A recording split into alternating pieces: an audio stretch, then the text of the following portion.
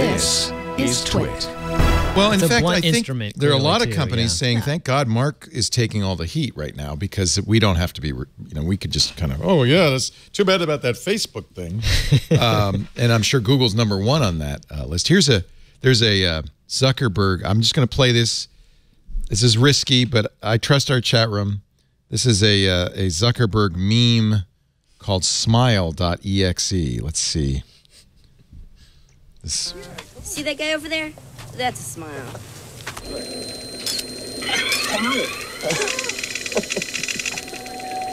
Like the Terminator, he's trying out smiles. That's good. Maybe you could practice in front of a mirror or something. Okay, I just had to watch that. Zuck does have a somewhat robotic persona. He's not exactly the poster boy for warm and fuzzy. Although the stock went up after Zuck's testimony. He kept it so even keel. It was impressive to me how able he was to just use the same answer over and over again, apparently without shame. My team will get back to you on that, Senator. I don't know.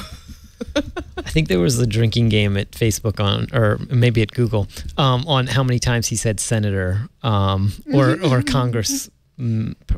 So here's a list of all of the things that Facebook's team will get back to.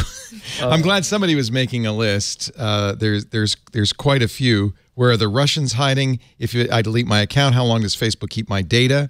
Does Facebook delete the backups? What apps did Facebook ban? What about audits? How many bots has Facebook taken down? What regulations would Facebook collaborate with Congress on? Does Facebook use cross-device tracking?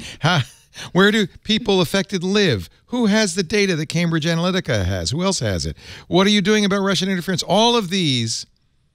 He knew the answers to more than 20 of them. Most of those. I am certain. There was some disingenuous So was it Congress that was at fault then? Were the members of Congress who were at fault for not pursuing this? I think letting him off the hook, letting him say that? I think journalists spent a lot of time last week making fun of Congress people who didn't know anything. Understand how Facebook works. And I honestly think that the reason that happened is because Zuck played it so cool. Yeah. He was so dispassionate and a little bit disingenuous about his answers that I think they didn't even know. Like, there were people who wanted to make fun of somebody and turn to Congress. Well, while everybody was busy playing on Twitter and making fun, Facebook legislation that Facebook wrote went into effect or went up for a vote and looks like will go into effect in the state of Maryland. Oh, and tell us about that. Simultaneously. What was that? Right. So if you'll remember, every big media outlet was touting their exclusive sit-down with Sheryl Sandberg. And of course, she was on a media tour where over and over again, she talked about industry-leading industry-leading thoughts, industry-leading ideas, industry-leading policies, which was all lobbyist code for regulation. So days before, while she's doing this and days before Zuckerberg shows up on the Hill, Facebook was meeting with lawmakers in different states, one of them being Maryland, where, and I can find the link to this, but Facebook wrote the legislation. See, on the surface of this sounds like good legislation. Plans to regulate political ads on Facebook. Right? But nothing is everything that happened with Zuckerberg giving testimony, that was all for show. Theater. That was all for show. And so everybody was making fun of it and they were very distracted. But on the back end, we were getting scraped on the back end. We got scraped on the back end, folks.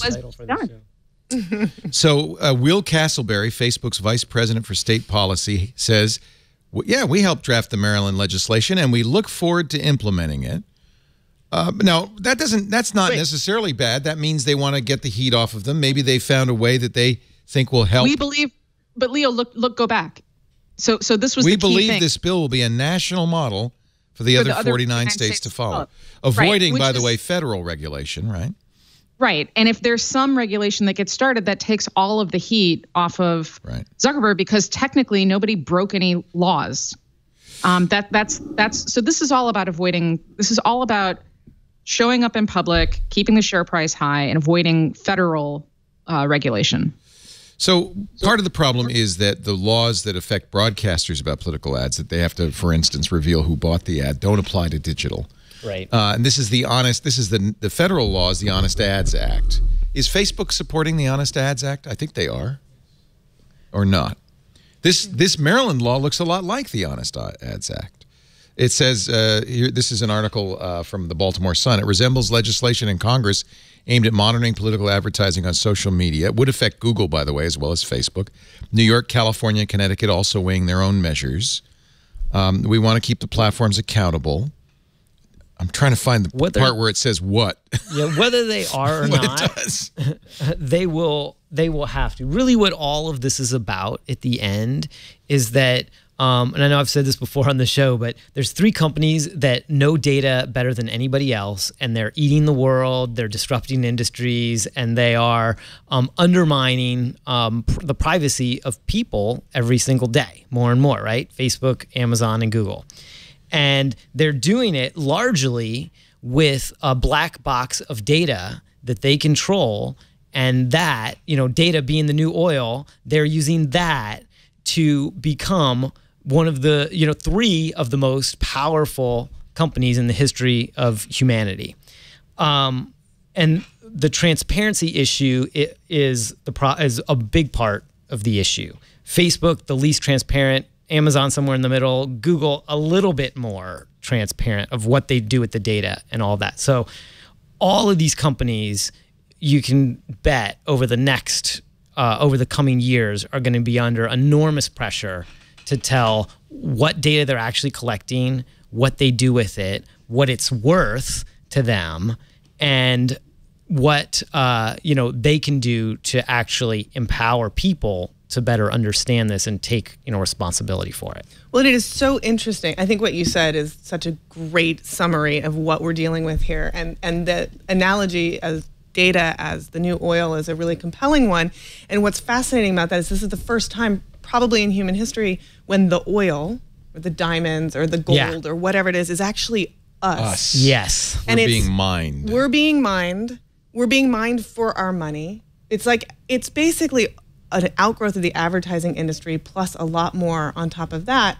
And shouldn't we at least know when we're being mined, right? Yes. And when we're offering up bits of ourselves to somebody who's going to then turn around and sell to us? It's almost like we are giving something away and then being asked to buy it back through purchases that we make due to targeting. I have to say, though, that on the face of it, the idea that Facebook would work with Maryland legislators to try to craft something that is both, helpful and something that Facebook could live with is not necessarily a bad thing. That's how politics works, Amy, right? You're trying to reach consensus. Right, and it's not unprecedented. Not at all. I mean, that is what lobbying is. Yeah. Right? Yep. So, I mean, I think that, my job is to collect data and to model it and to figure out what all of it means and what the next order risk and opportunity is many, many years into the future. Right. But one of the early signals that we look for are contradictions.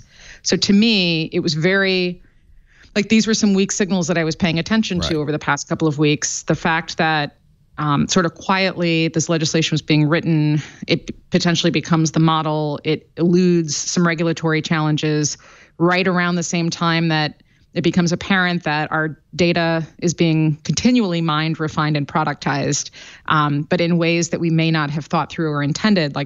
All this sort of constellation of interesting facts and data over the past couple of weeks, I think points us in a direction that we should be concerned about. But it's hard to be concerned and to really think through things when the spectacle is so fascinating and fun. I mean, it was fun to watch all of this happening, right? Yeah. Was it fun for everybody, though? I mean, I think it was fun for us. It didn't look like it was fun for Mark. I think that most people, if you ask them, did you see what happened this week? They'd be like, oh, yeah, Mark Zuckerberg, he looks like Data from Star Trek. Yeah. That's it. That was it. That's what most people got out of that. Mark Zuckerberg is boring. You think, Amy, that Mark walked away saying, yes, victory?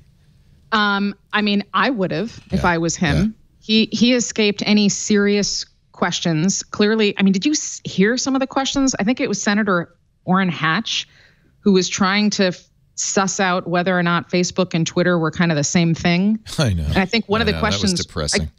I might have him confused with Lindsey Graham, but somebody asked the question, is Twitter the same as Facebook? And it's like, it wasn't even rhetorical. It wasn't, I mean, so, I mean, he escaped unscathed. If he had come on, if he had gone in front of people who wouldn't have had to ask, people were asking questions about like whether or not, even if you log out of Facebook, you're still being tracked. It's a clear indication that they don't understand cookies, right? Yeah.